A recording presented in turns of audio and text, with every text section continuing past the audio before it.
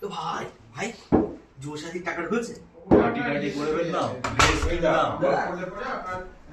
এই, ভাই ভাই ভাই যুব সাথীর টাকা ঢুকেছে? আরে যুব সাথীর টাকা ভাই পেটেও চলে গেছে। তোর ভাই তোর ফোন কিনলাম ইএমআই দিয়ে।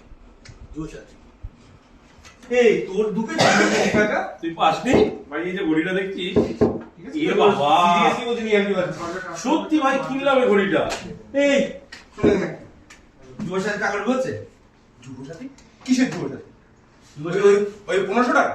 1500 না তো 1500 নিয়ে কি হবে? কি করবো? আরে ভাই সেমিনারে চল, আমি তোকে 45,000 টাকার ব্যবস্থা করে দিচ্ছি। কোন সেমিনার? সেমিনার? কোন সেমিনার জানিস না?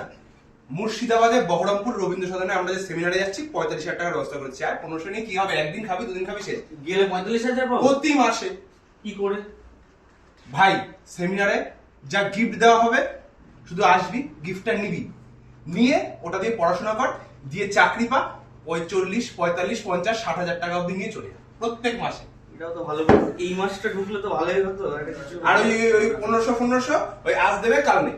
আর 45,000 ফিক্সড প্রত্যেক মাসে সারা জীবন। এটাও ঠিক কথা। এইবারটা পার্টি, ফোন কেনা, যা যা করার তোমরা করে নিয়েছো, খুব ভালো করেছো। বাট এটা তো সারা জীবন চলতে পারে না, সবসময় চলবেও না, আর ওই টাকা দিয়ে চলবেও না সংসার। তো তার জন্য তোমাকে চাকরি পেতেই হবে। তার জন্য আসতে হবে সেমিনারে 23 তারিখে তোমাদের বহরমপুরের রবীন্দ্র সদন। ওখানে আসলে ফ্রি যে কোর্স তোমরা পাবে, সেই কোর্সে পড়াশোনা করে তোমরা তোমাদের স্বপ্নের চাকরি পেতে পারো আর স্বপ্নের টাকা কামাতে পারো।